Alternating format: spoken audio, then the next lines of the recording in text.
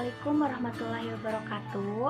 Di sini saya akan menjelaskan tentang proses pengambilan keputusan dan perubahan dalam keputusan. Sebelumnya, perkenalkan, nama saya Nijmah Fitrisani dari kelas manajemen A. Yang pertama, pengertian pengambilan keputusan. Pengambilan keputusan merupakan suatu tindakan yang menentukan hasil dalam memecahkan masalah dengan memilih suatu jalur tindakan di antara beberapa alternatif yang ada melalui suatu proses berpikir logis dan juga mempertimbangkan pilihan alternatif yang ada yang mempunyai pengaruh negatif ataupun positif. Keputusan dalam manajemen sangatlah penting karena menyangkut semua aspek. Kesalahan dalam pengambilan keputusan bisa merugikan organisasi, mulai dari merusak nama baik organisasi atau perusahaan sampai pada kerugian uang. Maka oleh sebab itu, manajer harus berhati-hati dalam suatu pengambilan keputusan. Selanjutnya, definisi pengambilan keputusan menurut para ahli. Yang pertama, menurut George R. Terry, pengambilan keputusan adalah pemilihan alternatif perilaku atau kelakuan tertentu dari dua atau lebih alternatif yang ada.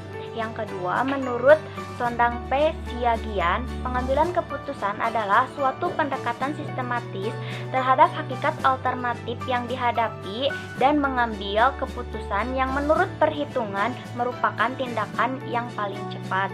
Dan yang terakhir, menurut James A. F. Stoner, pengambilan keputusan adalah proses yang digunakan untuk memilih suatu tindakan sebagai cara pemecahan masalah.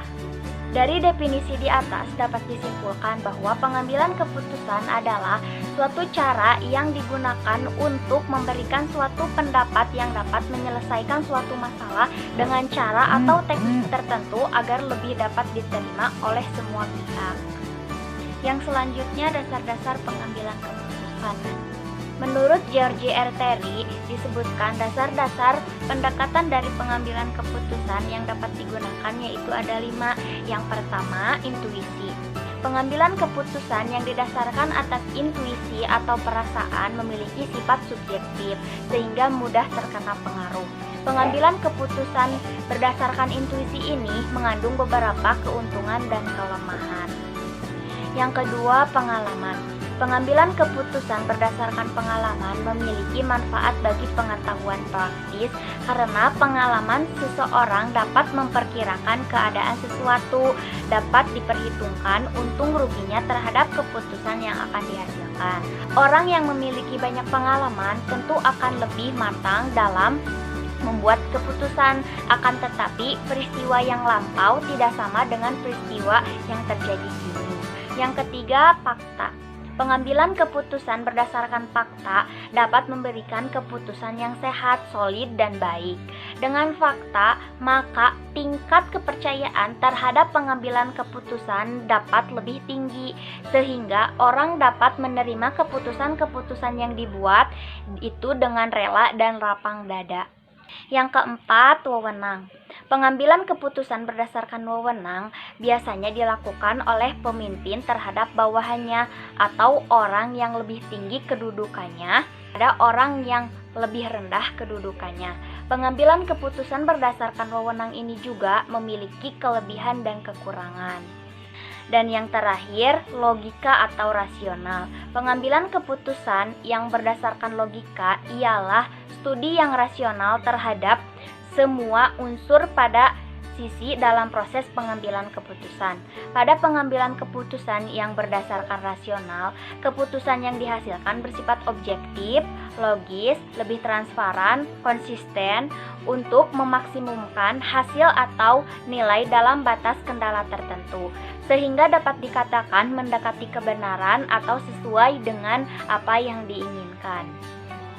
Pada pengambilan keputusan secara logika, terdapat beberapa hal yang perlu diperhatikan. Yang pertama, kejelasan masalah, orientasi tujuan, pengetahuan alternatif, preferensi yang jelas, dan yang terakhir, hasil yang maksimal. Selanjutnya, jenis-jenis keputusan organisasi. Keputusan dibagi menjadi dua. Yang pertama, keputusan terstruktur adalah keputusan yang berulang-ulang atau rutin sehingga dapat diprogram. Keputusan terstruktur terjadi dan dilakukan terutama pada manajemen tingkat bawah. Yang kedua, keputusan tidak terstruktur adalah keputusan yang tidak terjadi berulang-ulang dan tidak selalu terjadi. Keputusan ini terjadi di manajemen tingkat atas. Informasi untuk pengambilan keputusan tidak terstruktur tidak mudah untuk didapatkan dan tidak mudah tersedia, biasanya berasal dari lingkungan luar. Pengalaman manajer merupakan hal yang penting di dalam pengambilan keputusan tidak terstruktur. Yang selanjutnya, faktor-faktor yang mempengaruhi pengambilan keputusan. Menurut George R. Terry, faktor-faktor yang harus diperhatikan dalam pengambilan keputusan yaitu yang pertama, hal-hal yang berwujud maupun tidak berwujud, yang emosional maupun rasional perlu diperhitungkan dalam pengambilan keputusan. Yang kedua, setiap keputusan nantinya harus dapat dijadikan bahan untuk mencapai tujuan organisasi. Yang ketiga, setiap keputusan janganlah berorientasi pada kepentingan pribadi. Perhatikanlah kepentingan orang lain. Yang keempat, pengambilan keputusan merupakan tindakan mental. Dari tindakan mental ini kemudian harus diubah menjadi tindakan fisik. Yang kelima, pengambilan keputusan yang efektif membutuhkan waktu yang cukup lama. Yang keenam, diperlukan pengambilan keputusan yang praktis untuk hasil yang baik. Dan yang terakhir, setiap keputusan itu merupakan tindakan permulaan dari serangkaian kegiatan berikutnya. Yang selanjutnya, tujuan pengambilan keputusan. Kegiatan-kegiatan yang dilakukan dalam organisasi itu dimaksudkan untuk mencapai tujuan organisasinya, yang dimana diinginkan semua kegiatan itu dapat berjalan lancar dan tujuan dapat dicapai dengan mudah dan efisien. Namun, kerap kali terjadi hambatan-hambatan dalam melaksanakan kegiatan. Ini merupakan masalah yang harus dipecahkan oleh pemimpin organisasi. Pengambilan keputusan dimaksudkan untuk memecahkan masalah tersebut. Tujuan dalam pengambilan keputusan dapat dibedakan menjadi dua. Yang pertama, tujuan yang bersifat tunggal. Tujuan pengambilan keputusan yang bersifat tunggal terjadi apabila keputusan yang dihasilkan hanya menyangkut satu masalah. Artinya bahwa sekali diputuskan tidak akan ada kaitannya dengan masalah lain. Yang kedua, tujuan yang bersifat ganda. Tujuan pengambilan keputusan yang bersifat ganda terjadi apabila keputusan yang dihasilkan itu menyangkut lebih dari satu masalah. Artinya bahwa satu keputusan yang diambil itu sekaligus memecahkan dua masalah atau lebih yang bersifat tidak kontradiktif. Agar pengambilan keputusan dapat lebih terarah, maka perlu diketahui unsur-unsur atau komponen-komponen dalam melakukan pengambilan keputusan itu. Yang pertama, tujuan dari pengambilan keputusan. Mengetahui lebih dahulu apa tujuan pengambilan keputusan itu. Misalnya, jika Anda ingin membeli mobil baru, maka Anda harus mengetahui lebih dahulu tujuannya. Yang kedua, identifikasi alternatif-alternatif keputusan untuk memecahkan masalah. Mengadakan identifikasi alternatif yang akan dipilih untuk mencapai tujuan tersebut. Untuk itu, perlu kiranya membuat daftar macam-macam tindakan yang memungkinkan untuk mengadakan pilihan. Yang ketiga, perhitungan mengenai faktor-faktor yang dapat diketahui sebelumnya atau di luar jangkauan manusia. Yang selanjutnya, perubahan dalam keputusan. Dalam proses berlangsungnya suatu keputusan, tentu tidak selamanya berlangsung sesuai dengan rencana yang diharapkan. Secara umum, dampak perubahan keputusan tersebut dapat dikelompokkan menjadi dua perubahan, yaitu yang pertama, instrumental change, merupakan dampak perubahan keputusan yang dapat diperkirakan atau ditaksir berapa persentase perubahan yang terjadi ke depannya tertentu berdasarkan data-data di masa lalu atau historis. Yang kedua, turbulent change merupakan pengambilan keputusan dalam kondisi perubahan yang sulit untuk diperkirakan. Contohnya bencana alam, perubahan kondisi politik, demonstrasi buruh, dan sebagainya.